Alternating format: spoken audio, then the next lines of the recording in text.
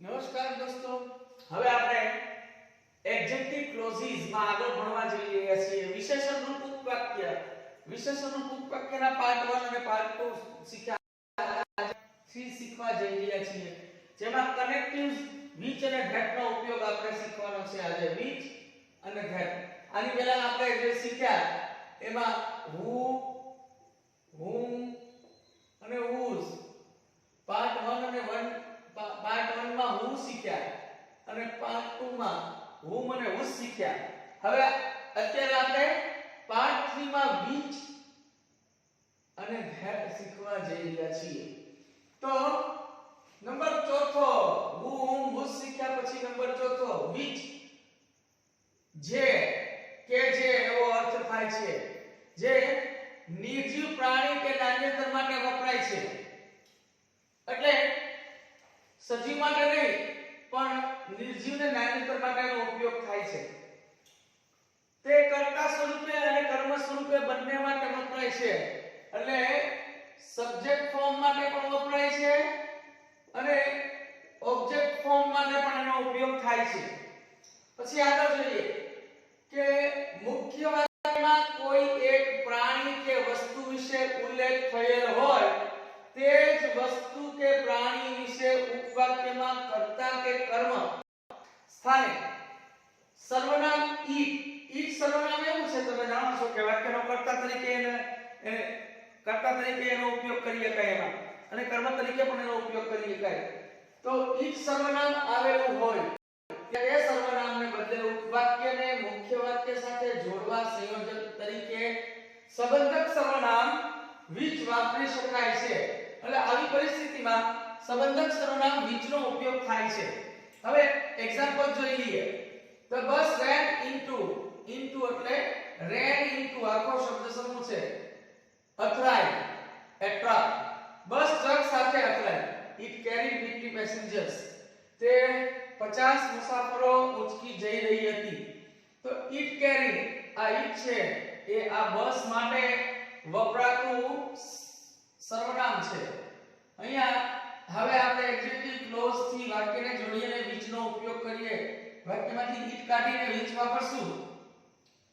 The bus ran into a truck which carried 50 passengers. આવું વાક્ય થયું. બીજું વાક્ય જુઓ. This is my new toy. આ મારું નવું રમકડું છે. It brings to my uncle for me from Rajkot. તે મારા કાકા મારી માટે રાજકોટ થી લાવ્યા છે. તો વાક્યમાં અહીંયા જે ટોય વપરાયેલું છે એની માટે બીજા વાક્યમાં it વપરાયું છે જે કર્તા સ્વરૂપે મૂકવાનું છે. એ દૂર કરી અને રૂપાંતર કરીશ. વાક્ય કેમ થશે? This is my new toy which brings my uncle for me from Rajkot.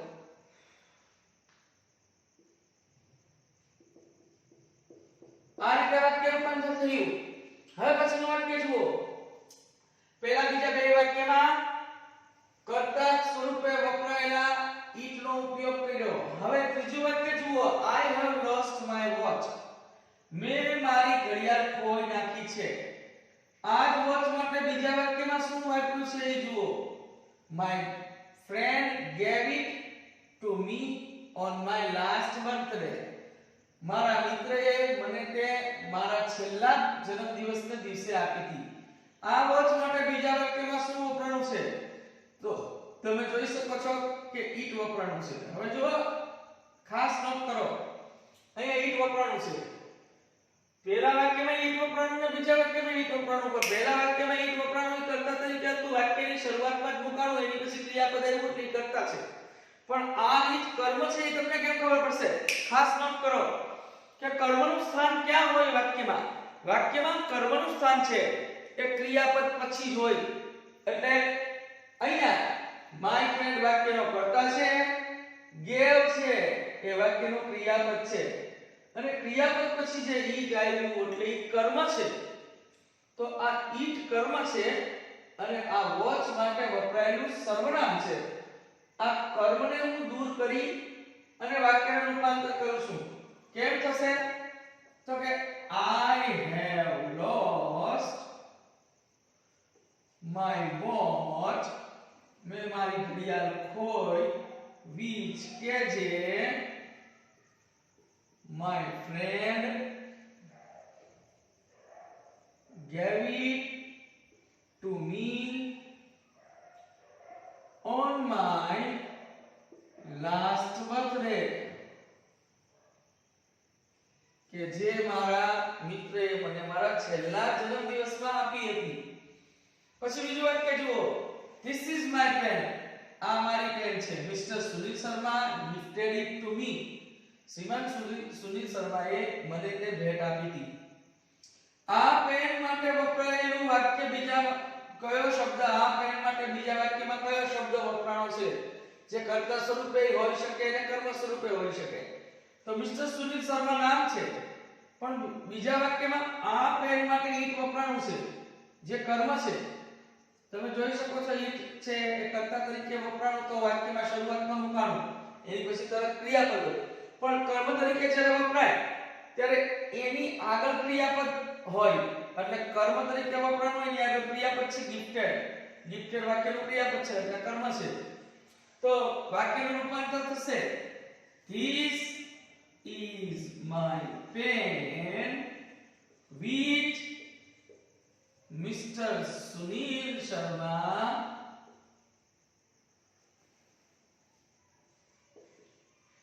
gifted, I નીકળી જાય to me.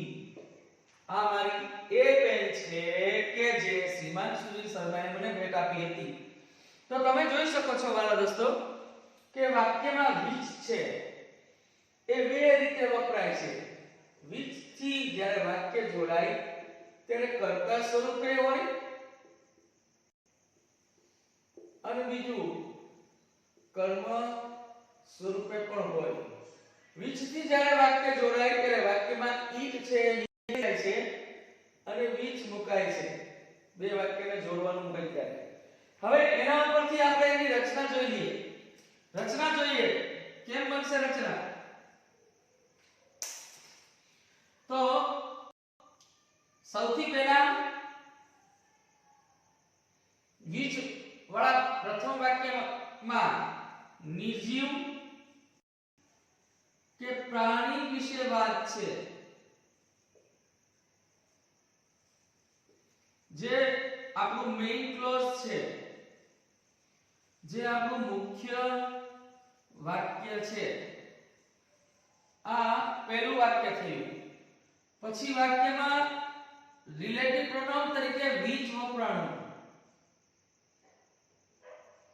which વપરાણું પછી બે પ્રકારના વાક્ય બને છે. એક કર્તા સ્વરૂપે વાક્ય બને છે, બીજું કર્મ સ્વરૂપે વાક્ય બને છે.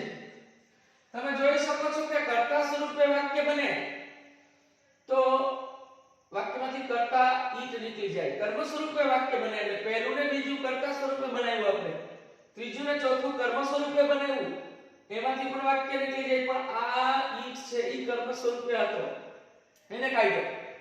તો કર્તા સ્વરૂપે બને તો સીધે સીધું પહેલા બીજા વાક્યમાં શું આવે છે? carried અને brings. તો સીધે સીધું કર્તા સ્વરૂપે વપરાય તો સીધે સીધું વાક્યમાં ક્રિયાપદ મુકાય છે, પછી કર્મ અને અન્ય શબ્દો મુકાય છે. જ્યારે કર્મ સ્વરૂપે વાક્ય વપરાણું તો ત્રીજું ને ચોથું વાક્ય જુઓ તો પછી my friend mister Sunil Sharma એવું હોય મુકાણું. તો કર્મ સ્વરૂપે વાક્ય વપરાય, વાક્યનો કર્તા જે નામ સ્વરૂપે હોઈ શકે કે સર્વનામ સ્વરૂપે હોઈ શકે, વત્તા ક્રિયાપદ વત્તા અને અન્ય શબ્દો. આ રીતનું વાક્ય છે એ બનશે. which થી બે પ્રકારના વાક્ય બને છે, કર્તા સ્વરૂપે બને છે, કર્મ સ્વરૂપે બને છે. આ આખો ભાગ છે એને અંગ્રેજીમાં એડજેક્ટિવ ક્લોઝ એટલે વિશેષણરૂપ ઉપવાક્ય કહે છે.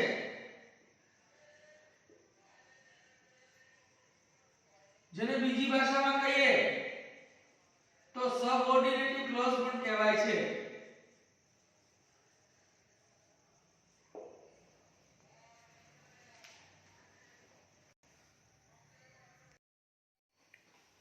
વાહ દોસ્તો, હવે એડજેક્ટિવ ક્લોઝ એ વિશેષણ તરીકે એડજેક્ટિવ ક્લોઝ એ વિશેષણરૂપ ઉપવાક્ય તરીકે હવે આપણે શીખવા જઈ રહ્યા છીએ. જેમાં આપણે સંયોજક that નો ઉપયોગ શીખીએ છીએ. that નંબર 5 that જેના અર્થ થાય છે જે કે જેમને એવો અર્થ થાય છે. જે કે જેમને એવા અર્થ થાય છે. બીજી વાત કે that વ્યક્તિ તરીકે વપરાય છે એટલે માણસ માટે એનો ઉપયોગ થાય છે, પ્રાણીમાં સાથે એનો ઉપયોગ થાય છે કે નિર્જીવના નિરંતર પદાર્થ માટે પણ એ વપરાય છે. એટલે that છે એ સજીવ માટે વપરાય છે અને નિર્જીવ બંને માટે વપરાય છે. તે કર્તા તરીકે એટલે સબ્જેક્ટ ફોર્મ થી પણ વપરાય છે તેમજ કર્મ તરીકે એટલે કે ઓબ્જેક્ટ ફોર્મ થી પણ બંને માટે વાપરી શકાય છે. that એવું સંયોજક છે કે ઈ વ્યક્તિ માટે વપરાય, પ્રાણી કે પદાર્થ માટે પણ વપરાય છે. બીજી વાત એ કર્તા સ્વરૂપે વપરાય છે અને કર્મ સ્વરૂપે વપરાય છે.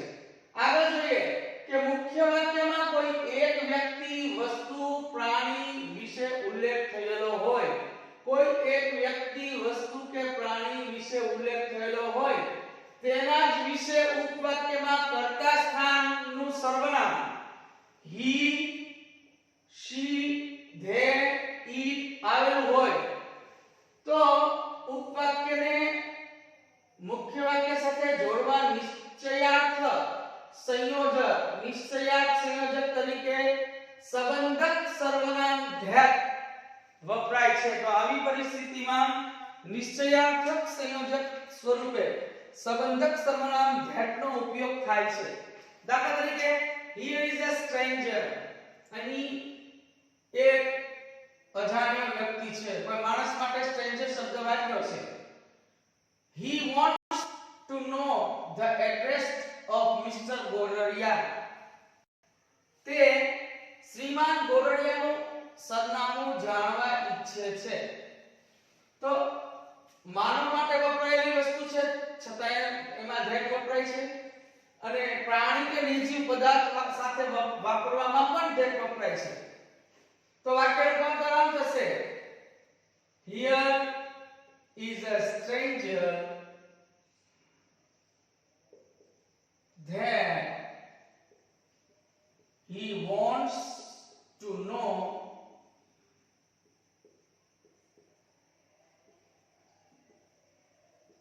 the address of Mr. Goradia. બીજું વાક્ય જુઓ, the book is out of print now. કોની વાત થઈ છે? બુકની, નિર્જીવ વસ્તુની વાત થઈ છે. સજીવ માટે તો એનો ઉપયોગ થયો, ઈ જોયો કર્તા તરીકે વપરાણો. અહીંયા that અહીંયા સોરી વાક્યમાંથી ઈ નીકળી જશે, ઈ નીકળી ગયું. કર્તા તરીકે વાપર્યું that wants to know the address of Mr. Goradia. એટલે કર્તા તરીકે તમે એનો ઉપયોગ કરી નાખ્યો સજીવ માટે.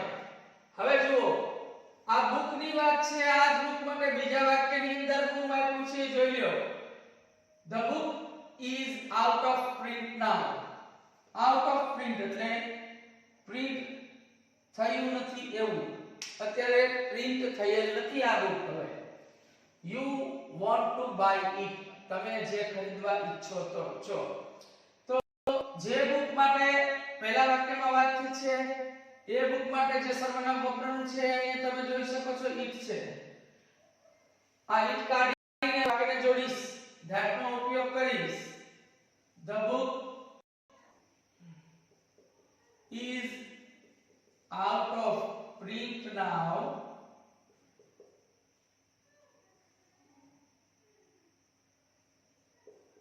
that કે જે you want to buy, તમે જે ખરીદવા ઈચ્છો છો. પછીનું વાક્ય જુઓ, I have found the watch. found એટલે જોયું, find past participle છે. You lost it yesterday, તમે ગઈકાલે ખોઈ છે. અહીંયા જે વોચ ની વાત કરી એ વોચ માટે બીજા વાક્યમાં કયો શબ્દ વાપર્યો છે? ઈટ કર્મ સ્વરૂપે વપરાણ છે. તો આ ઈટ કાઢીને હું that થી વાક્યને જોડીશ. વાક્યનું રૂપાંતર કરું છું. I have found the watch that you have lost yesterday. મેં એ ઘડિયાળ જોઈ, કાંડા ઘડિયાળ જોઈ કે જે તમે ગઈકાલે ગુમાવી હતી. તો અહીંયા તમે જોઈ શકો છો કે that છે એનીથી બે વાક્યને જોડવાનું કામ થયું. તો આના ઉપરથી આપણે that ની રચના જોઈ લઈએ. કેમ that ની રચના બનશે એ જરા જોઈએ. તો સૌથી પહેલા તમે જે પહેલું વાક્ય બનાવો છો એ પહેલા વાક્યમાં તમે શું વાપરો છો એ જુઓ. તો કે વ્યક્તિ, પ્રાણી કે પદાર્થ, કોઈ પણ વસ્તુ તમે આ ત્રણની કોઈ પણ વસ્તુ વાપરી શકો છો ધ્યાનમાં. જે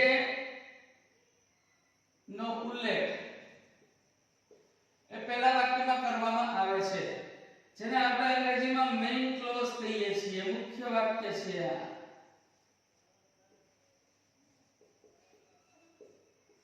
બરાબર છે.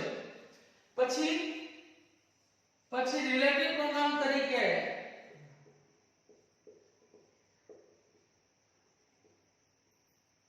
that મુકાય છે.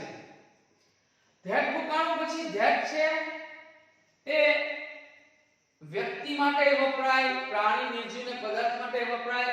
એવી જ રીતે that છે એ કર્તા સ્વરૂપે વપરાય, that છે એ કર્મ સ્વરૂપે વપરાય. કર્તા સ્વરૂપે વપરાય એવું વાક્ય જો પહેલું છે, મેં હી કાઢીને સીધું that વાપરીને once મૂકી દીધું. તો કર્તા સ્વરૂપે વપરાય તો સીધું શું આવે? તો કે ક્રિયાપદ અને કર્મ આવે વત્તા અન્ય શબ્દો વપરાય. બરાબર છે. જો કર્મ સ્વરૂપે આવે તો પછીના બે કર્મ સ્વરૂપે જોયા છે. તો શું આવે? તો કે સર્વનામ આવે કે નામ આવે. જે કર્તા સ્વરૂપે આવે, કર્તા સ્વરૂપના સર્વનામો કે કર્તા સ્વરૂપના કોઈ નામો વત્તા ક્રિયાપદ વત્તા કર્મ વત્તા અન્ય શબ્દો. અહીં તમે જોઈ શકો છો કે આ જે ભાગ છે એને અંગ્રેજીમાં એડજેક્ટિવ ક્લોઝ કહે છે, જેને આપણે વિશેષણ રૂપ ઉપવાક્ય કહેવાય છે. જે બીજી ભાષામાં કહીએ તો એને ગૌણ વાક્ય પણ કહેવાય છે. કારણ કે આ ગૌણ વાક્ય છે ઈ આ મુખ્ય વાક્યના નામમાં વધારો કરવા માટે વપરાય છે વિશેષણ રૂપ બનીને. અને આ રીતે બે વાક્યોને that વડે જોડાય છે. આપણે બે વાક્યોને who, whom, whose, which, that એનીથી જોડતા શીખી ગયા. હવે that છે એ ખાલી જગ્યામાં પણ પૂછી શકે છે. તો એની હવે વાત કરીએ. અહીંયા એક નોંધ જોઈ લો. જો મુખ્ય વાક્યમાં all શબ્દ all, only only, not nothing, everything, much, little, everybody, everyone, somebody, someone, one, none, few કે much વગેરે શબ્દો આવતા હોય. આ બધા શબ્દો આપણે આગળ શીખી ગયા છીએ. આ બધા ઇન્ડેફિનેટિવ પ્રોનાઉન્સ છે જે અનિશ્ચિતતા દર્શાવવા માટે વપરાતા સર્વનામો છે.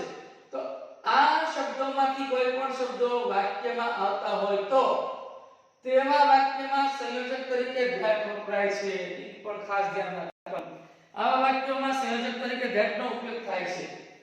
પછી આગળ જો વાક્ય it is થી શરૂ થતું હોય તો પણ તેવા વાક્યમાં that વપરાય છે. હવે આપણે એવું જોઈએ અહીં ધ્યાન આપો, ખાલી જગ્યા થોડીક આપી દઉં છું તમારી સામે. ફિલિંગ ધ બ્લેન્ક્સ એટલે ખાલી જગ્યા પૂરો. પહેલું વાક્ય છે all you believe about me is not true. આ all શબ્દ છે એ હમણાં જ અહીંયા હા મેં જોયો કે all શબ્દ છે એ ઇનડેફિનિટિવ પ્રોનાઉન્સ છે જે અનિશ્ચિત દર્શાવવા માટે વપરાય છે. તો આવો શબ્દ આવે તો અહીંયા સીધે સીધું that મુકાશે. all that you believe about me is not true. બધું કે જે તમે મારા વિશે જાણો છો એ સાચું નથી, એવું વાક્ય બનશે. બીજું વાક્ય જુઓ it is only. જો it is આવ્યું તો અહીં that મુકાઈ જાય. એક બીજો શબ્દ છે only આવ્યું આમે જોયું એ પ્રમાણે એટલે સીધે સીધું વાક્યમાં મુકાઈ જશે it is the only thing that I wanted to hide. hide એટલે છુપાવવું. એ માત્ર એ જ વસ્તુ હતી કે જેને હું છુપાવવા ઈચ્છતો હતો. પછીનું વાક્ય something. અહીં something આવ્યું એટલે વાક્યમાં that વપરાશે. something that appeals you very much. જે કાંઈ તમને તમારા હૃદયથી અપીલ કરે છે તે must not be neglected. એને કાઢી નખાય નહીં. તો અહીંયા that વપરાયું. પછીનું વાક્ય ચોથું જુઓ there was nothing in થોડી ભૂલ થઈ છે, આપણે આ ભૂલને સુધારી નાખીએ. there was nothing in this kingdom. આ રાજ્યમાં કાંઈ એવી વસ્તુ નથી. તો અહીંયા nothing શબ્દ છે એ વપરાયું એટલે મારે that મૂકવું પડશે. that could please એટલે આનંદ આપો. the queen કે જે રાણીને આનંદ આપી શકે. પછીનું વાક્ય જુઓ. પછીનું વાક્ય એમ કહે છે everyone ખાલી જગ્યા takes admission this school. અહીં everyone વપરાયું એટલે મારે ત્યાં that મૂકી દેવું પડશે. that takes admission this school has to join the tour. દરેક વ્યક્તિ કે જે આ શાળામાં એડમિશન મેળવ્યું છે has to join the tour. તેને પ્રવાસ કે પર્યટનમાં આવવું જ પડશે એવું વાક્ય છે. પછી Anupama could not consult no one. આ no one શબ્દ છે આગળ જોયું હા મેં જોયું એ પ્રમાણે તો ન્યાયની પછી તરત that મૂકવું જ પડશે. that could cure her of her illness. Anupama કોઈ પણ પ્રકારનો સંપર્ક કરી શકી નહીં કે જે તેને સાજું કરી શકે અને તેની બીમારી મટાડી શકે. તો વાલા દોસ્તો આ રીતે એડજેક્ટિવ ક્લોઝ છે એમાં રિલેટિવ પ્રોનાઉન્સ નામનું આખું ચેપ્ટર છે જેને આપણે પૂરું કર્યું. અહીં આપણો લેસન પૂરો થાય છે. આભાર. અસ્તુ.